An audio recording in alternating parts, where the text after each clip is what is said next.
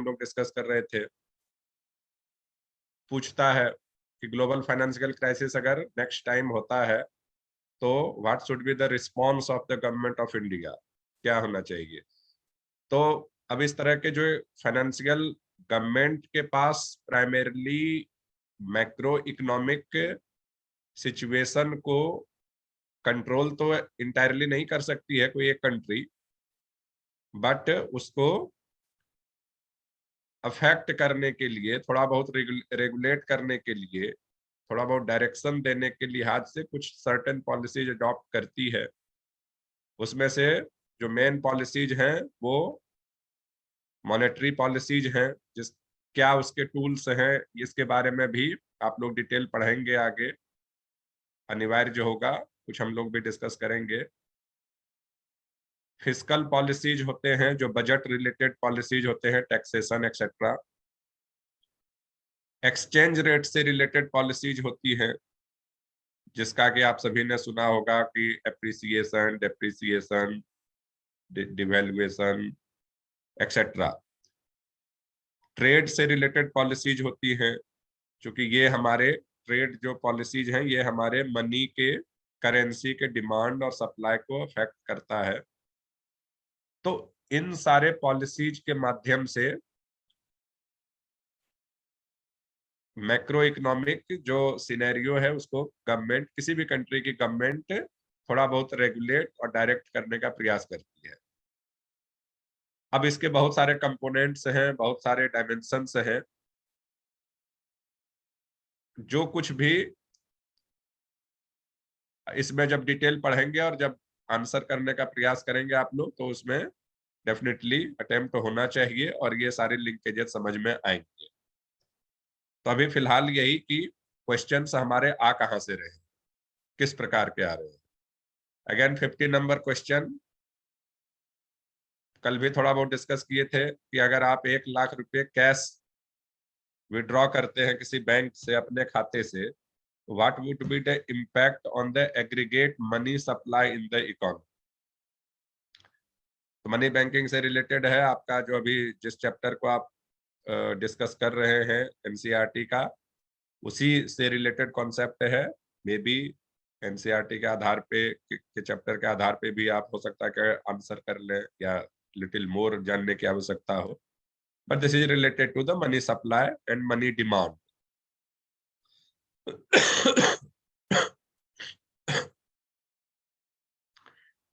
51 number का जो सवाल है, it's related to foreign direct investment. तो ये इंटरनेशनल ट्रेड से रिलेटेड, हमारा जो ट्रेड का कॉन्सेप्ट है, एक्सचेंज रेट्स के कॉन्सेप्ट है, मतलब linkage with other countries, international economy,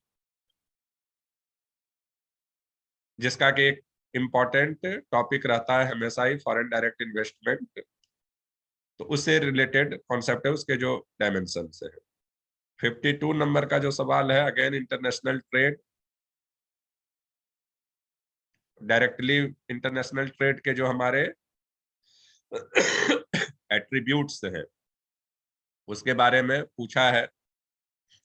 merchandise export क्या है, मर्केंडाइज इंपोर्ट से ज्यादा है, कम है, और सोर्स ऑफ इंफॉर्मेशन के बारे में लिटिल बिट डिस्कस करते हुए चलते हैं। तो जैसे 52 नंबर का जो सवाल पूछा है वो सीधे पूछा है डायरेक्टली कि India merchandise exports are less than its merchandise import. तो अब ये स्टेटमेंट सही है या गलत है, ये तभी हम जानेंगे जब हमें पता होगा कि मर्केंडाइज एक्सपोर्ट का मतलब क्या है, मर्केंडाइज इंपोर्ट का मतलब क्या है, क्या कंपोनेंट्स है और इसका करंट स्टेटस क्या है। और ये चीजें इकोनॉमिक सर्वे के पूरा जो चैप्टर है ऑन इंटरनेशनल ट्रेड, इसमें आसानी से मिल सकता है। तो अगेन जैसा कि हम लोग शुरू में भी डिस्कस किए थे कि इकोनॉमिक सर्वे जिस ईयर आप पर एग्जाम में अपीयर हो रहे हैं, उस साल का जो इकोनॉमिक सर्वे है, जो इम्पोर्टेंट ऑथेंटिक डॉक्यूमेंट, जिससे कि आपको कई सारे इंफॉर्मेशन मिलते हैं और जिसके आधार पे बहुत सारे क्वेश्चंस का आंसर कर सकते हैं।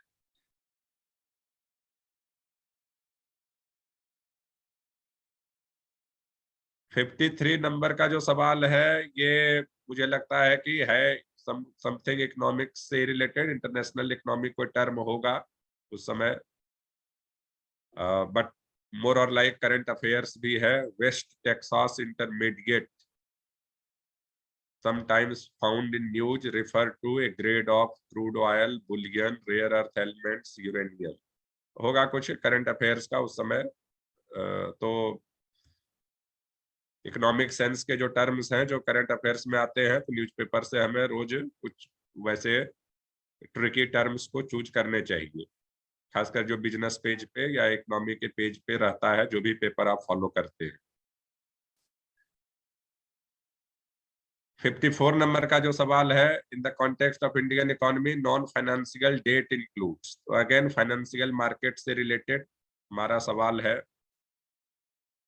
अनदर इम्पोर्टेंट कंपोनेंट है, टॉपिक है जिससे अक्सर सवाल आते हैं। तो फाइनेंशियल मार्केट, डेट मार्केट, ये सब के बारे में हमें जानना है।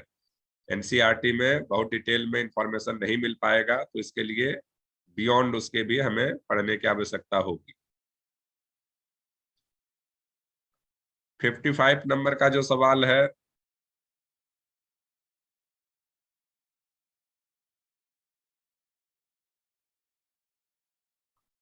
ठीक है, ये डायरेक्टली इकोनॉमिक्स से रिलेटेड नहीं है। 56 नंबर का जो सवाल है वो देखें तो ट्रिम्स से रिलेटेड है। डब्ल्यूटीओ के कई सारे वर्ल्ड ट्रेड ऑर्गेनाइजेशन के साथ जो डिफरेंट कंट्रीज के नेगोशिएशंस हैं, उसके कई सारे एस्पेक्ट्स हैं, डायमेंशंस हैं। उसमें से वन इम्पॉर्टेंट है TRIMS, trade related investment measures. तो इसके क्या क्या कंपोनेंट्स हैं, इसको ट्रिम्स के बारे में आप ऑब्वियसली पढ़ेंगे जो भी आपके पास सोर्स मटेरियल है। अदरवाइज फिर हम वेबसाइट जो हमारा कॉमर्स एंड इंडस्ट्री मिनिस्ट्री का है, वहां से भी हमें काफी वैल्यूएबल इंफॉर्मेशन मिलता है, और ट्रिम्स के बारे में पढ़ते हैं तो फिर आप आंसर कर पाएंगे। 57 नंबर का सवाल है, again RBI and monetary policy, जो हम लोग डिस्कस कर ही रहे हैं। If RBI decide to adopt expansionist monetary policy, तो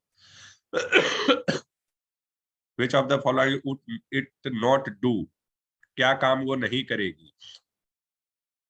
तो क्वेश्चन को हमें थोड़ा समझने के भी प्रयास करना पड़ेगा कि क्वेश्चन को फ्रेम वो कैसे कर रहे हैं।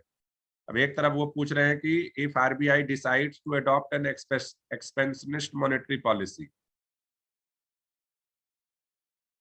तो अब इसमें पहले हमें समझना पड़ेगा कि मॉनेटरी पॉलिसी है क्या, एक्सपेंशनिस्ट मॉनेटरी पॉलिसी का क्या मतलब है, और फिर अगर कोई एक्सपेंशनिस्ट मॉनेटरी पॉलिसी को अगर कोई सेंट्रल बैंक अडॉप्ट करती है तो वो क्या काम करेगी, अगर कॉन्ट्रैक्शनरी मॉनेटरी पॉलिसी को अडॉप्ट करती है तो क्या काम करेगी, और फिर बड़े आराम से आप सवाल का आंसर कर सकते हैं।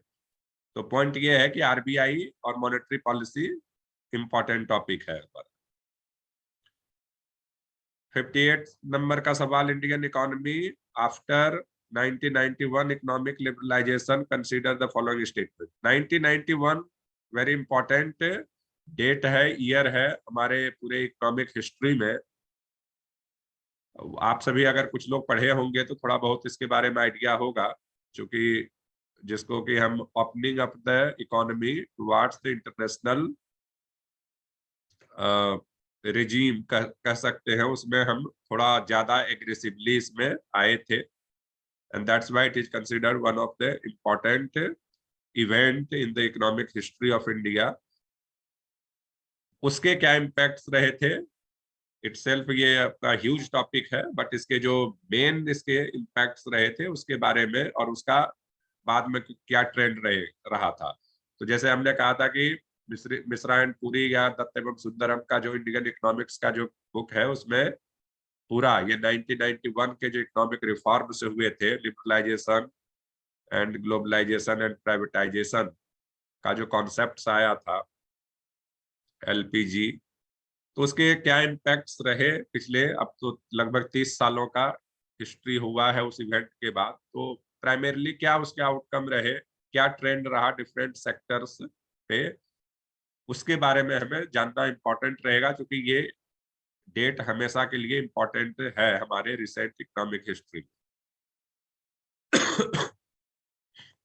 तो लाइक अगर पिछला हम करीब 30 सालों का हिस्ट्री अगर देखें, तो दो हमारे इम्पोर्टेंट इकोनॉमिक इवेंट्स रहे हैं। एक 1991 का economic reforms in the form of liberalisation, privatisation and globalisation, and second 2008 का ग्लोबल फाइनेंशियल क्राइसिस, जो कि इंडिया को उतना इम्पैक्ट नहीं किया लेकिन फिर भी इम्पैक्ट किया। और अभी जो रिसेंट फिर हमारा जो कोविड पेंडेमिक आया था, उसके कारण जो इकोनॉमिक इम्पैक्ट्स हुए हैं,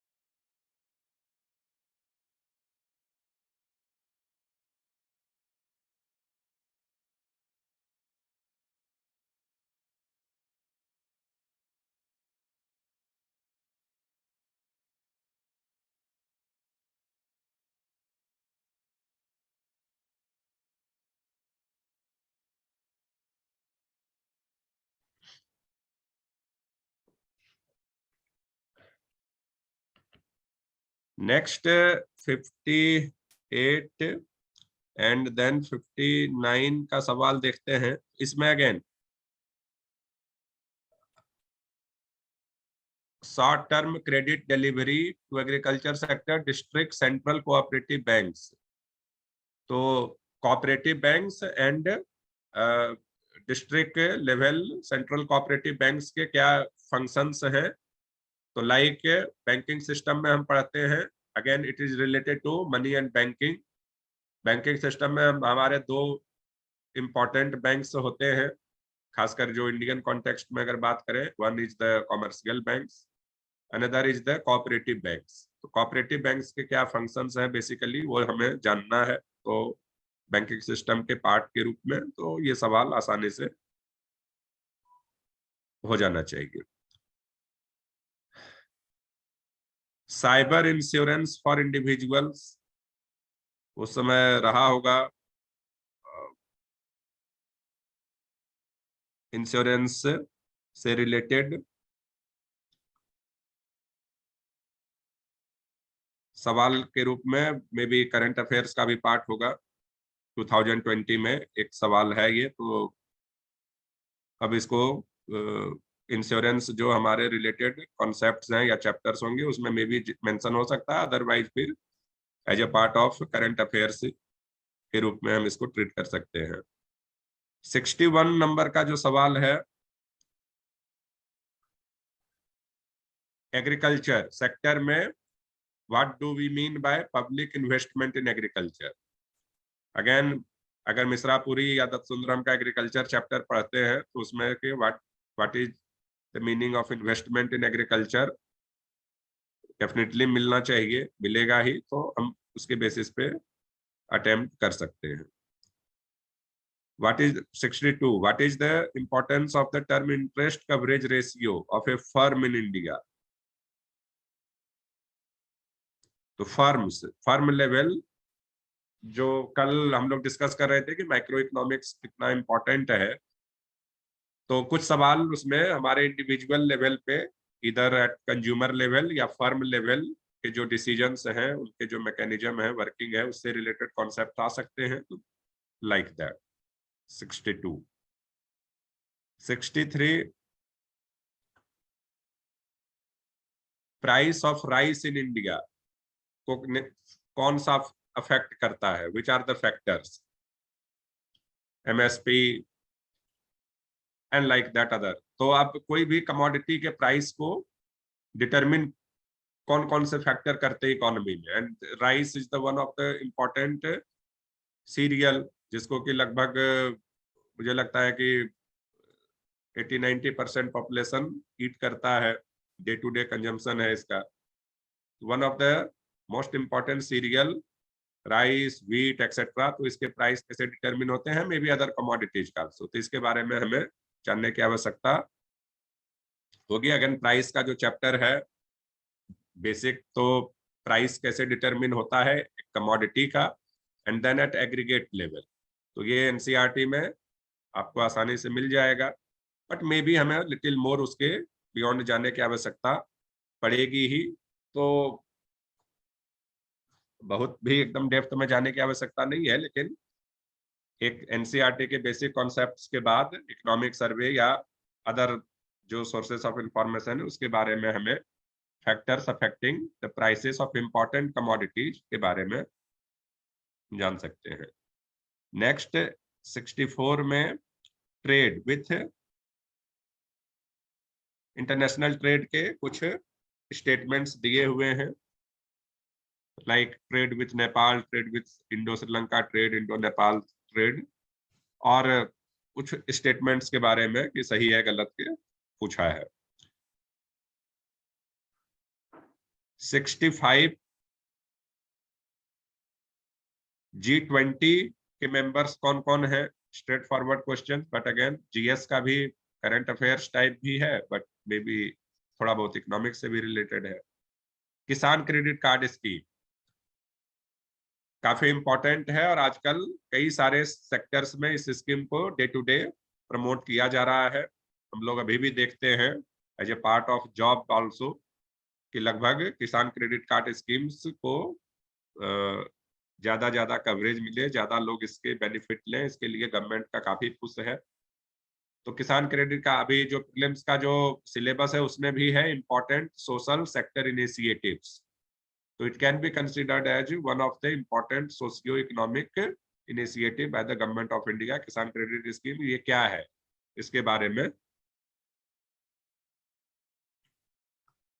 67 consumer price index WPI, again economic survey में आसानी से मिल जाएगा, बेसिक कॉन्सेप्ट एनसीईआरटी में मिल सकता है। These are important pricing indices as followed in India and countries में भी जनरली फॉलो होते हैं। तो क्या है ये, सीपीआई क्या है, WPI क्या है, etcetera.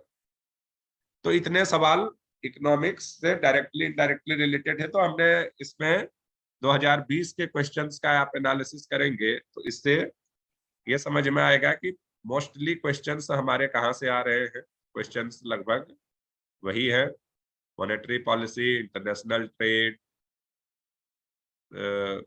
important schemes, initiatives taken by the government of India, और उसी से related banking, finance, insurance, market. तो ये सब जो हमारे टॉपिक्स, और लगभग इस सबसे, अब चूंकि ये सारे टॉपिक भी इतने बड़े बड़े टॉपिक है कि इनमें क्वेश्चंस की कोई कमी नहीं हो सकती है। तो क्वेश्चंस भले डिफर कर सकते हैं, करते ही हैं डिफरेंट ईयर के क्वेश्चंस में, बट टॉपिक्स मोस्टली आप देखते हैं कि लगभग रिपीट होते हैं।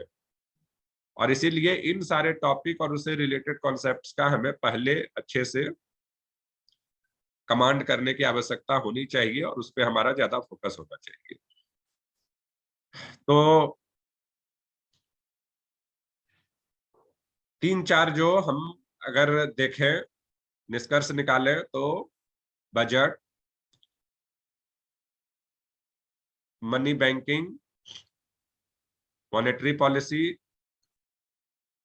Fiscal policy that is budget related policy जिसमें टैक्सेशन वगैरह सारे आ जाते हैं, international trade, financial market, money market, insurance market, ये सारे लगभग हमारे क्वेश्चंस के प्रोबेबल टॉपिक्स हैं, जिससे कि लगभग क्वेश्चंस कुछ न कुछ आने की संभावना हर समय बनी रहती है। तो हमारा ज्यादा फोकस इन पे तो होना ही चाहिए। उसके बाद फिर और भी जो इससे रिलेटेड टॉपिक्स हैं उस पे, अब इंटरनेशनल ट्रेड में भी बहुत सारी चीजें हैं, एक्सचेंज रेट है, ट्रेडिंग ब्लॉक्स हैं, international financial and monetary institutions हैं, उनके पॉलिसीज हैं, ट्रेड पॉलिसीज है, तो काफी सारे एस्पेक्ट्स है, उसके बारे में हमें थोड़ा थोड़ा इंफॉर्मेशन रखना चाहिए, जिससे कि हम रिलेटेड कॉन्सेप्ट के बीच एनालिसिस कर सके, लिंकेज को स्टैब्लिश कर सके।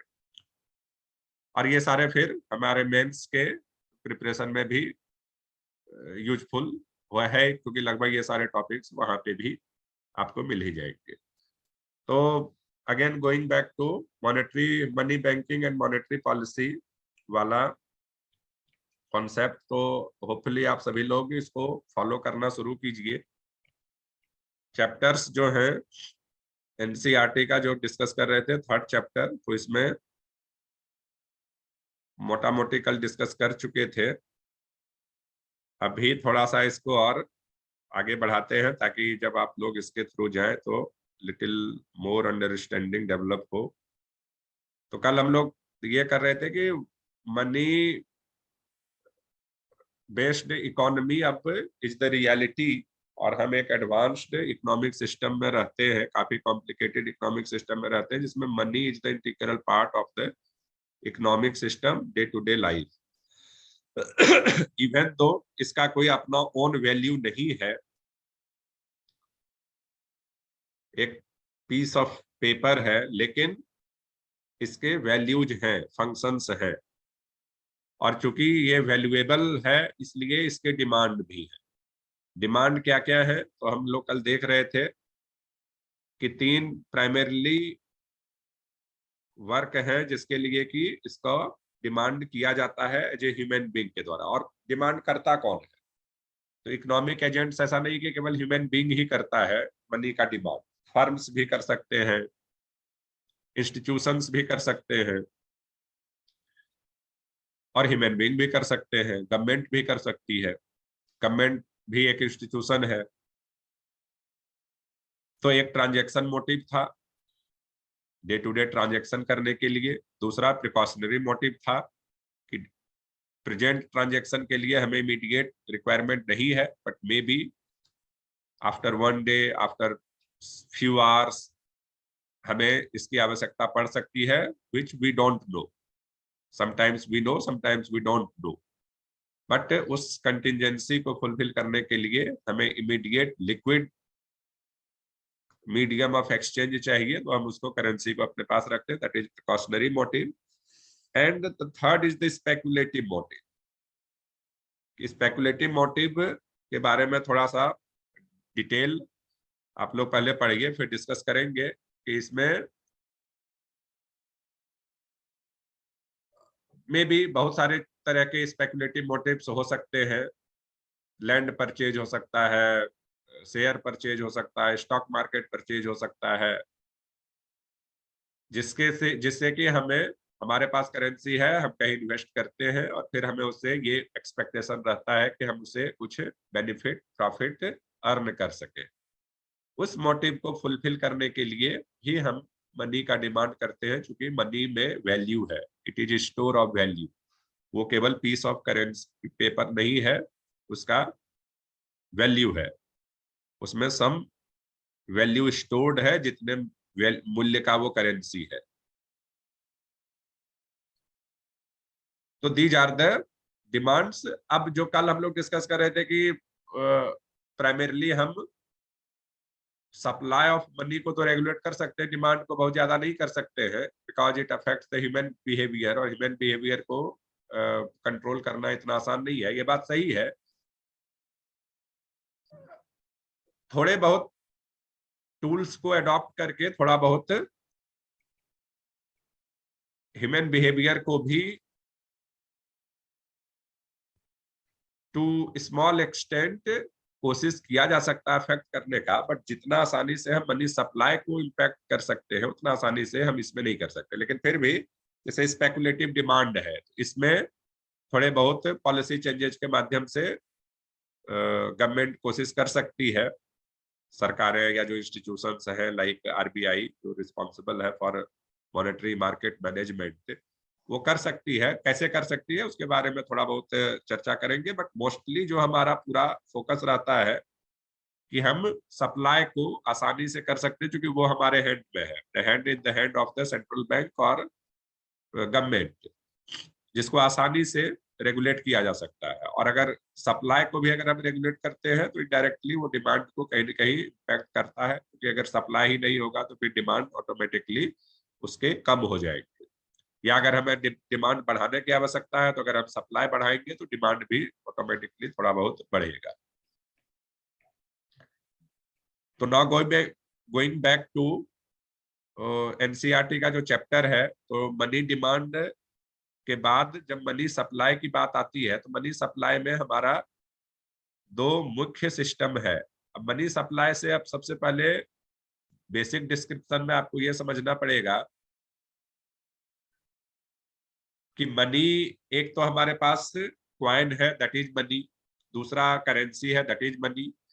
बट क्वाइन और करेंसी के अलावा इस इकोनॉमिक सिस्टम में वो सभी इंस्ट्रूमेंट्स जो मीडियम ऑफ एक्सचेंज का काम कर सकते हैं, स्टोर ऑफ वैल्यू का काम कर सकते हैं, वो सारे हमारे करेंसी के रूप में, और जिसको कि गवर्नमेंट रिकॉग्नाइज करती है, क्योंकि ये सारा चीज रिकॉग्निशन पे बेस्ड है, ट्रस्ट पे बेस्ड है।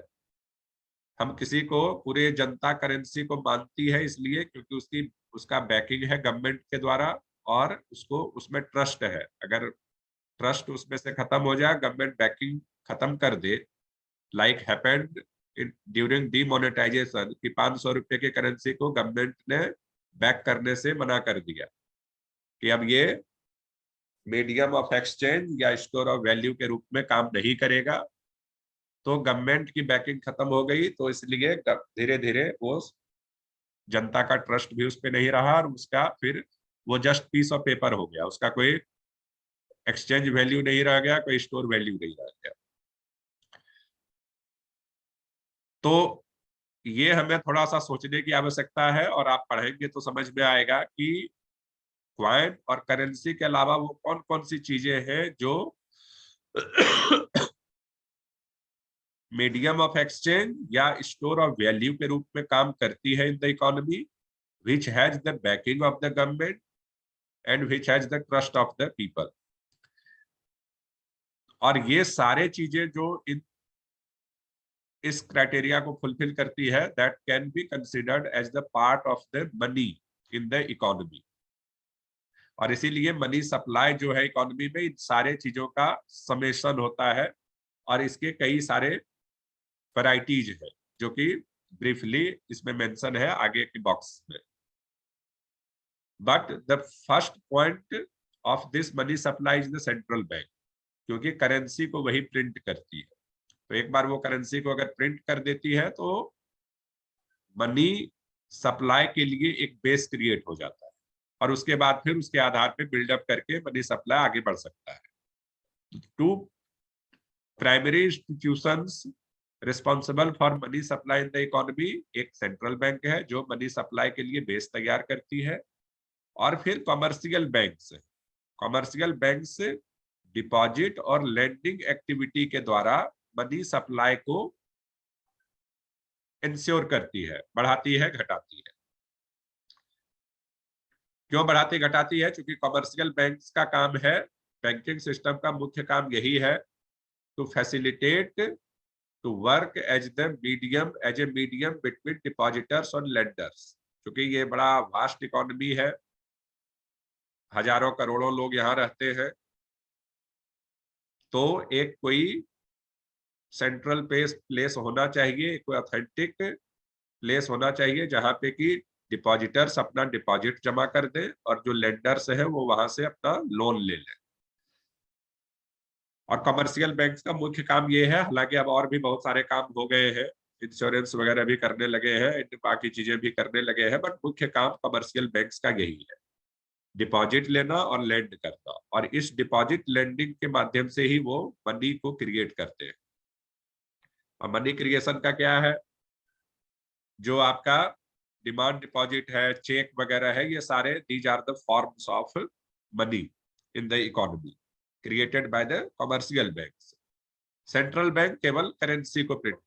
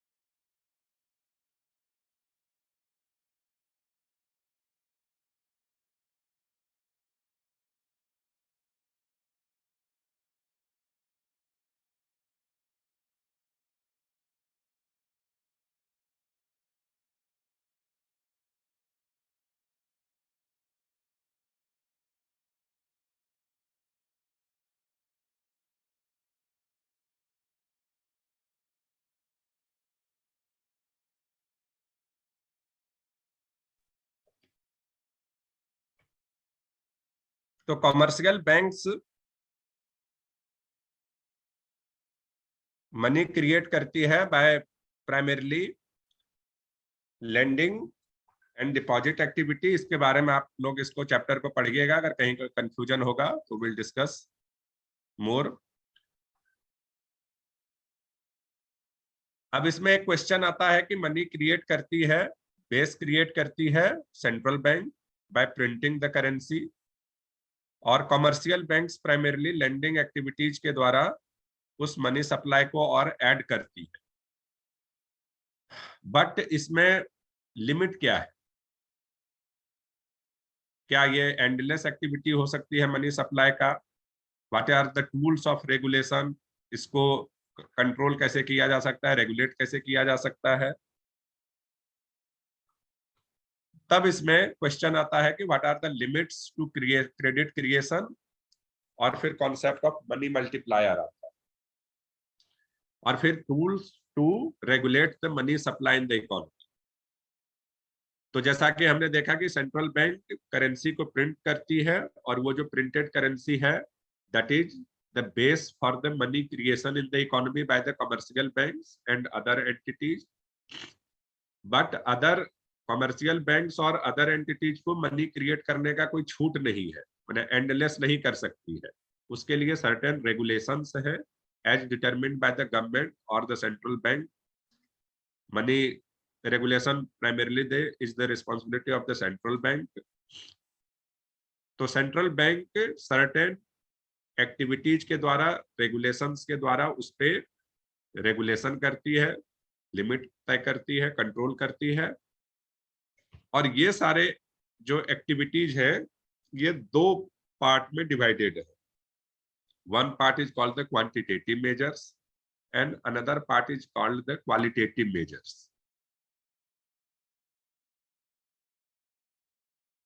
इसमें आप सभी ने पढ़ा होगा या नाम सुना होगा, जैसे repo rate, reverse repo rate, bank rate, cash reserve ratio, statutorily liquidity ratio.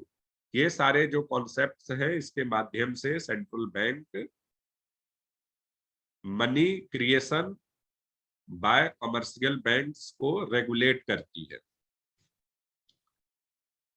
इसी तरह से कुछ क्वालिटेटिव मेजर्स भी हैं जिसके माध्यम से रेगुलेट करती है इसी चीज को, money creation bye the commercial banks.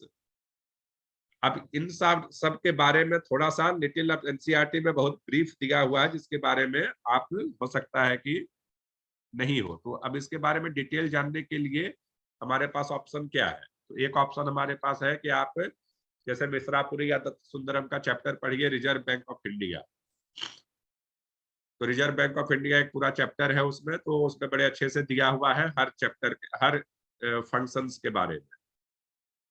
और ये जो टूल्स टू, और यही चीज मॉनेटरी पॉलिसी का भी पार्ट है। सेंट्रल बैंक जिन टूल्स और जिन पॉलिसी को अडॉप्ट करके मनी सप्लाई को रेगुलेट करती है, these are part of the monetary policy in the country. हर कंट्री का सेंट्रल बैंक अलग होता है, वहां की वो अलग अलग पॉलिसी अडॉप्ट कर सकती है, बट इन जनरल लगभग सेंट्रल बैंक यही पॉलिसीज को अडॉप्ट करती है। ये हो सकता है कि किसी पर्टिकुलर पॉइंट पे किसी पर्टिकुलर पॉलिसी को अडॉप्ट करे, और किसी समय कई सारे को मिक्स करके करे, depending on the requirement of the time. तो अब इसके बारे में अगर डिटेल जानना हो तो एक ऑप्शन है कि मिश्रापुरी, दत्त सुंदरम, या आपके पास अगर कोई और किसी चीज का मटेरियल है अवेलेबल तो वहां से आप फॉलो कर सकते हैं। दूसरा ऑप्शन है कि रिजर्व बैंक ऑफ इंडिया, जो काफी ऑथेंटिक भी है, कि वेबसाइट पे आप विजिट करिए।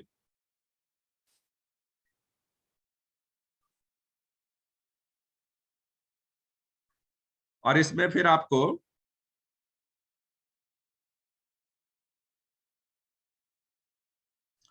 लगभग जो सभी चीजों के बारे में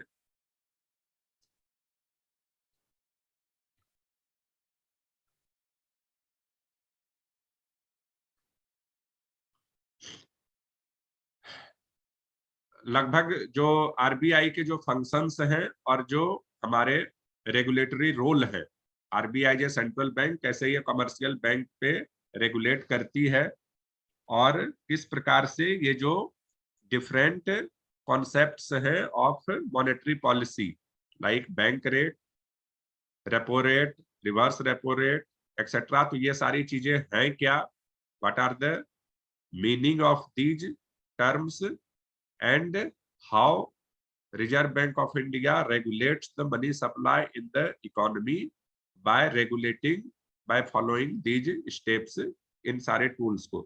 तो ये सारे आप जब होम पेज पे जाएंगे तो एक तो इसका जो अब आरबीआई से हमें इंफॉर्मेशन कैसे कलेक्ट करना है कि वेबसाइट से, तो मॉनेटरी पॉलिसी और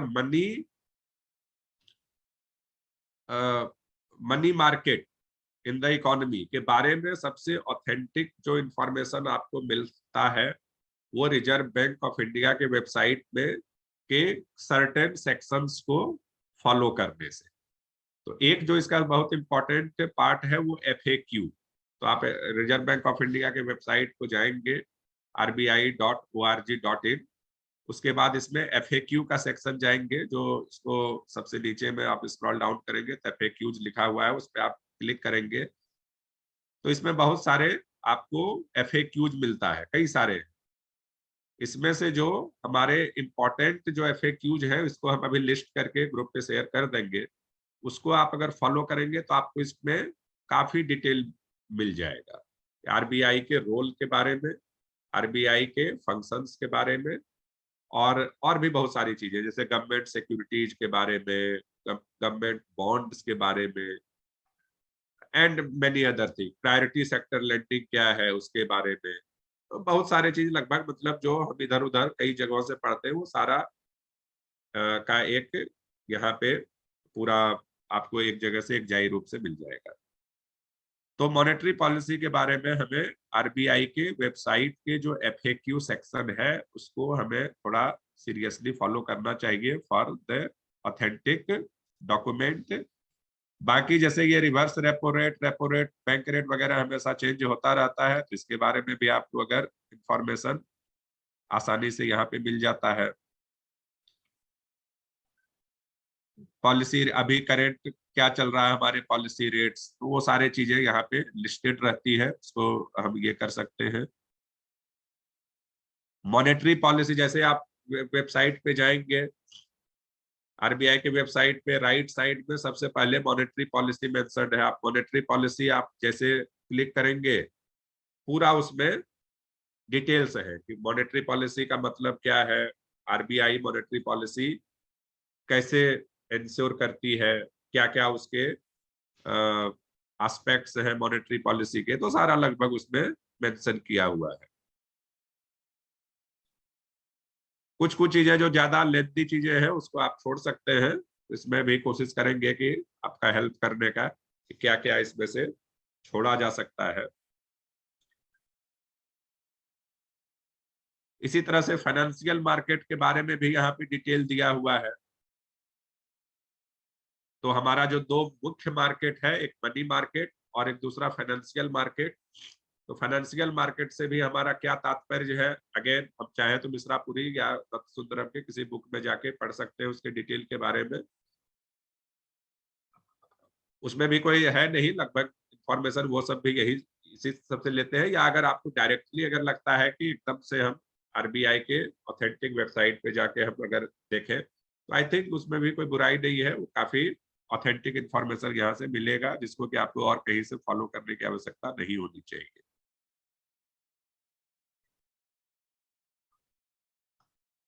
इसी तरह से डेट के रूप में जो इंडिया का जो डेट है जिसको कि पब्लिक डेट भी कहते हैं, उसके बारे में अगर हमें पढ़ना और पढ़ना ही है क्योंकि ये इंपॉर्टेंट टॉपिक है both for prelims and mains, तो इकोनॉमिक सर्वे से हमें थोड़े बहुत उसके आंकड़े मिल जाएंगे। एक चैप्टर लगभग आपको मिल जाएगा या कम से कम आधा चैप्टर पब्लिक डेट के बारे में, internal debt of India and the external debt, उसके जो कॉन्सेप्ट्स है उसके बारे में भी आरबीआई के इस वेबसाइट पे आप जाएंगे तो एक पूरा सेक्शन है डेट मैनेजमेंट के बारे में। एक पूरा सेक्शन करेंसी मैनेजमेंट के बारे में। तो पूरा का हमें सारा एकदम नहीं पढ़ना है, लेकिन इसमें से जो इम्पोर्टेंट चीजें हैं इसको हमें डेफिनेटली फॉलो करनी है, और इसमें से कुछ मैं भी इसमें से छांट के सजेस्ट करने का प्रयास करूंगा, जिससे कि बहुत ज्यादा हम इधर उधर उलझ ना जाए। जो बहुत इम्पोर्टेंट नहीं है, रिक्वायर्ड नहीं है, उसको पढ़ने में हम अननेसेसरी टाइम एनर्जी वेस्ट ना करें। जो ज्यादा इम्पोर्टेंट है उस पर भी हम फोकस करने का प्रयास करें। तो monetary policy, money money supply in the economy, इसके बारे में हम जब डिस्कस करें, जब भी पढ़ने बैठे, तो आप ये देखिए कि सबसे पहले एनसीईआरटी का जो 3rd चैप्टर है उसको आप कवर कीजिए। किसी ने अगर पढ़ा और अगर कहीं कोई कंफ्यूजन हो तो एक आध बार अगर हाईलाइट करें, कुछ इशूज अगर है किसी के दिमाग में आया हो तो फिर इसमें थोड़ा सा और फिर आगे डिस्कस करेंगे। अगर इस बीच में कल से आज तक में अगर किसी ने कुछ उस चैप्टर को पढ़ने का प्रयास किया हो।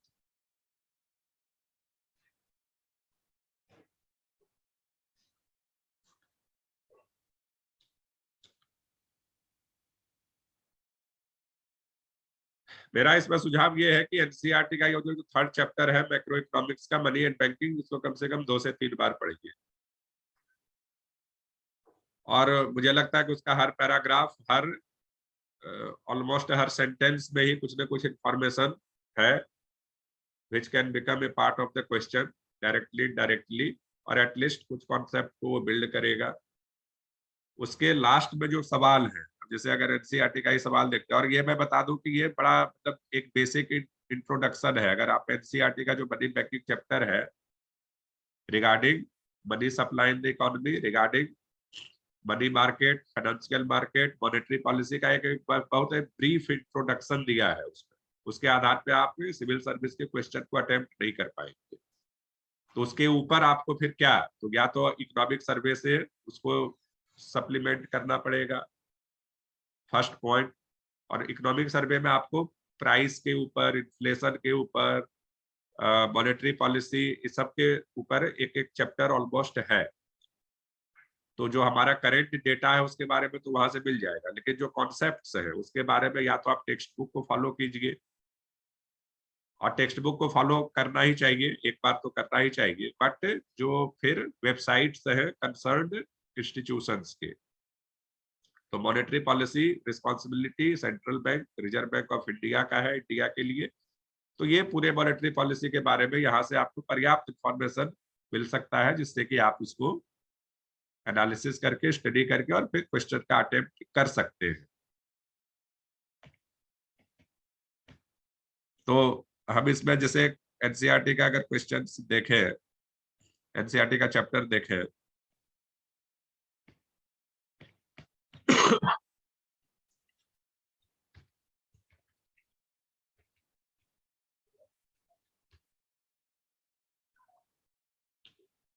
तो बहुत ज्यादा इसमें क्वेश्चंस भी नहीं दिए हुए हैं, बट जो चैप्टर के एंड में जो क्वेश्चंस है उसको आप देखने का प्रयास करिए।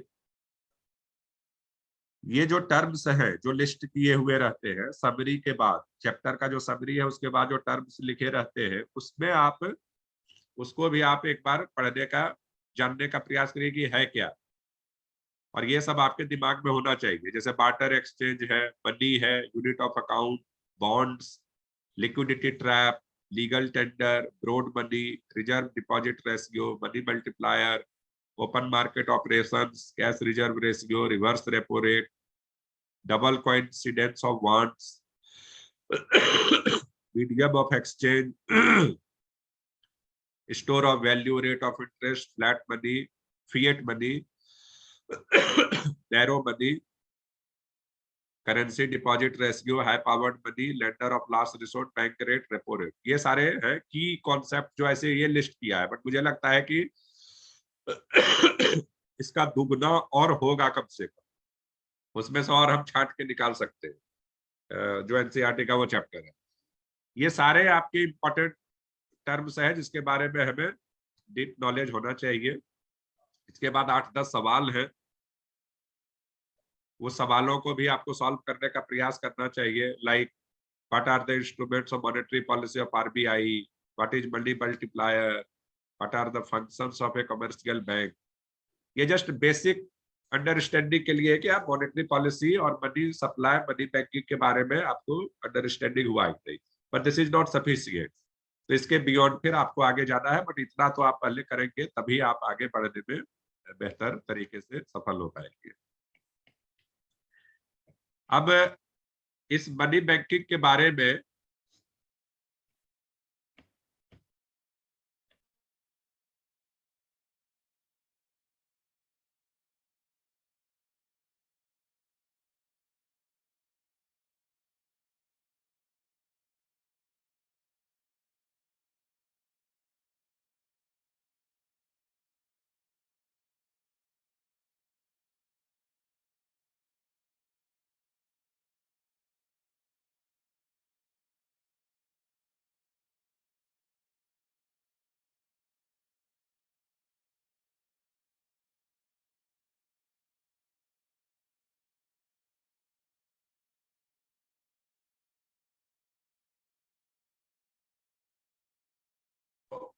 तो अभी जो ये मॉनेटरी पॉलिसी के जो खासकर वेबसाइट से जो डिफरेंट डाउनलोडेबल थिंग्स हैं और जो इम्पोर्टेंट सेक्शंस है उसको मैं लिस्ट करके उसको शेयर करूंगा, जिससे कि आपको आप उस चीज को अगर आप पढ़ते हैं तो एक ग्रेटर अंडरस्टैंडिंग डेवलप होगा क्वेश्चन को सॉल्व करने के पॉइंट ऑफ व्यू से,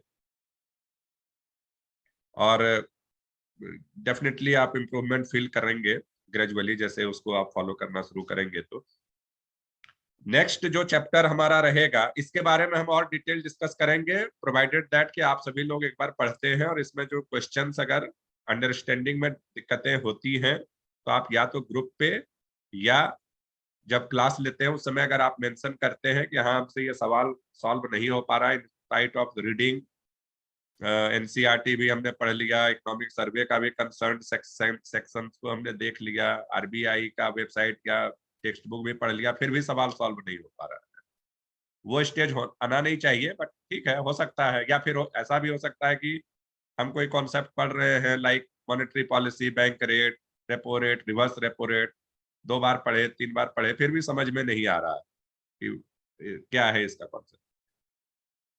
संभावना है, हो सकता है, नॉट एन इश्यू, बट आना चाहिए। अगर क्वेरी हो, क्वेश्चंस हो तो वो आपको लिस्टिंग करना चाहिए कहाँ पे हम स्टक हो रहे हैं, तो उस पर हम डिटेल डिस्कशन कर सकते हैं।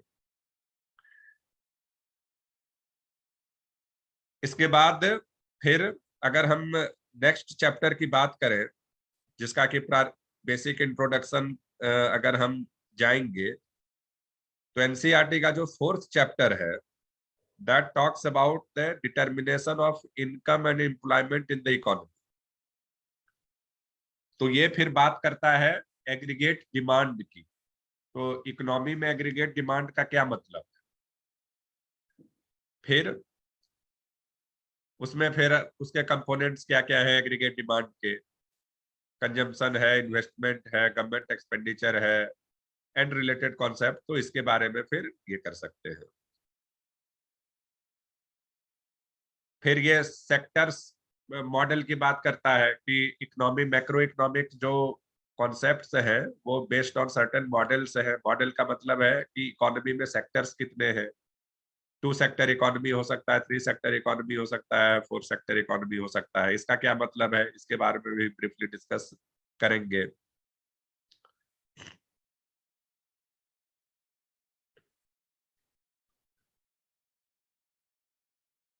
ठीक है, तो इसके बाद एग्रीगेट डिमांड के आधार पे फिर इनकम का डिटर्मिनेशन कैसे होता है मैक्रो इकोनॉमिक मॉडल में, इन ए 2 सेक्टर मॉडल और ए 3 सेक्टर मॉडल और ए 4 सेक्टर मॉडल। 4 सेक्टर मॉडल जिसमें इंटरनेशनल इकोनॉमी भी इन्वॉल्व है। तो इसके बारे में डिस्कशन करेंगे कि as per the economic concept macro economic model में aggregate income in the economy कैसे डिटरमिन होता है, एग्रीगेट डिमांड का क्या मतलब है, एग्रीगेट कंजम्पशन का क्या मतलब है, लाइक दैट।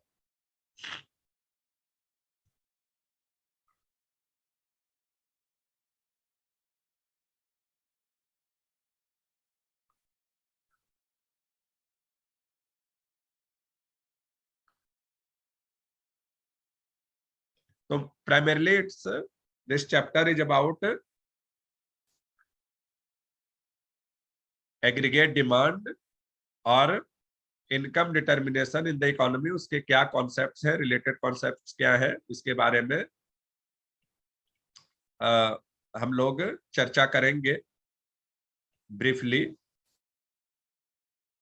जिससे कि इसके आधार पे, इस इन कॉन्सेप्ट के आधार पे अगर बाद में यूटिलाइजेशन हो, जब हम आगे एक्सचेंज रेट वगैरह वाला चैप्टर देखेंगे तो उसमें फिर हमें समझ में आएगा कि भाई इसका जो एग्रीगेट डिमांड और इनकम डिटर्मिनेशन कॉन्सेप्ट है, इसका यूज बीच में अगर कहीं होता है तो हम उसको किस प्रकार से लिंक कर सकते हैं और उसको फॉलो कर सकते हैं। तो और उसके बाद फिर नेक्स्ट चैप्टर में भी एक्सचेंज रेट वगैरह वाला होगा, तो फिर उसको देखेंगे अगेन, जो काफी इंपॉर्टेंट परीक्षा के लिहाज से, एग्जाम के लिहाज से इंपॉर्टेंट चैप्टर हो जाता है, तो उसको हम ये देखेंगे। तो मनी और बैंकिंग के बारे में, मॉनेटरी पॉलिसी, अगेन मैं जस्ट रिपीटेशन करते हुए मैं एक बार हाईलाइट करना चाहूंगा कि ये काफी हमारा इम्पोर्टेंट टॉपिक है, जिससे अक्सर क्वेश्चंस आते हैं, इसको थोड़ा सीरियसली फॉलो करने की आवश्यकता है। आप सभी लोग इसको फॉलो कीजिए, पढ़िए, एनसीईआरटी से शुरू करके फिर इकोनॉमिक सर्वे के जो कंसर्न चैप्टर है वो भी मैं अभी शेयर कर दूंगा कहाँ से आपको उसमें पढ़ने हैं, और फिर आरबीआई के जो वेबसाइट के इंपॉर्टेंट सेक्शन है वो भी शेयर करूंगा। इसको पढ़ने के बाद अगर कुछ रिस्पॉन्स, कुछ क्वेरी जाएगा तो उसको भी डिस्कस करेंगे, जिससे कि आपका एक बेहतर तरीके से प्रिपरेशन हो सके।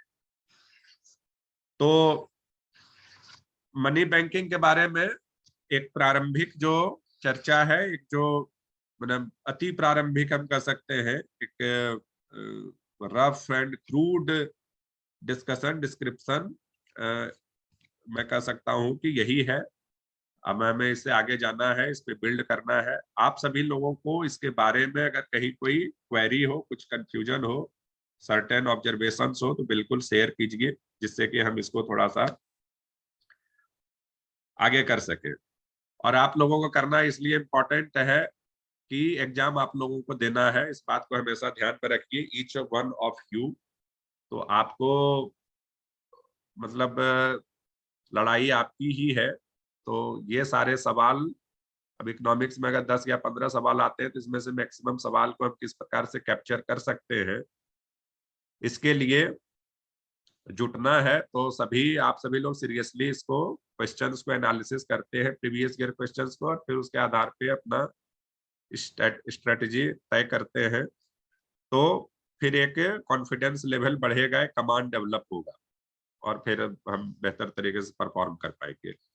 तो आपके अगर कुछ क्वेरी, ऑब्जर्वेशन हो तो शेयर करें, जिससे कि हम आगे के क्लासेस को थोड़ा सा और उस हिसाब से ट्यून कर पाएंगे।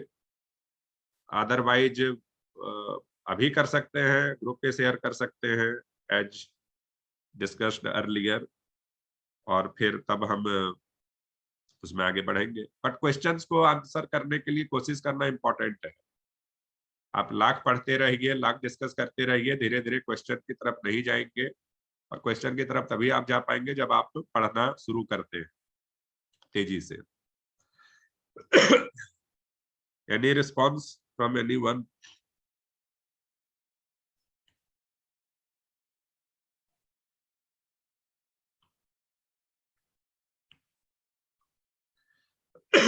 नेक्स्ट हम 2-3 क्लास में कोशिश करेंगे कि एनसीईआरटी का एक प्रारंभिक इंट्रोडक्टरी जो डिस्कशन है वो खत्म हो जाए, मैक्रो इकोनॉमिक्स का खासकर। उसके बाद ये मॉनेटरी पॉलिसी, फिस्कल पॉलिसी और banking, financial market, international market, ये सब का जो मोस्टली इकोनॉमिक सर्वे और वेबसाइट बेस्ड डिस्कशन हम थोड़ा बहुत वन बाय वन करके करते रहेंगे, जिससे कि उसके बारे में डीपर अंडरस्टैंडिंग डेवलप हुआ आप सभी का। टेक्स्ट बुक में भी एक या कोई एक टेक्स्ट बुक आप लोगों के पास होगा ही, आप उसको फॉलो करते रहिए, प्लस न्यूज़पेपर और मैगजीन, जिससे कि वो करंट अफेयर्स वाली चीजें मिस ना हो। तो अगर कोई और क्वेरी नहीं हो आज किसी का, तो फिर आज हम कुछ डॉक्यूमेंट शेयर करेंगे आप लोगों के साथ, जिसको कि आप लोग फॉलो करना शुरू करिएगा। और फिर आगे फिर डिस्कशन को कंटिन्यू करेंगे।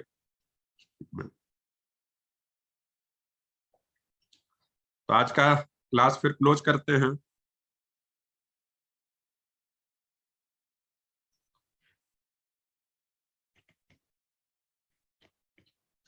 सतीश जी जुड़े हुए हैं?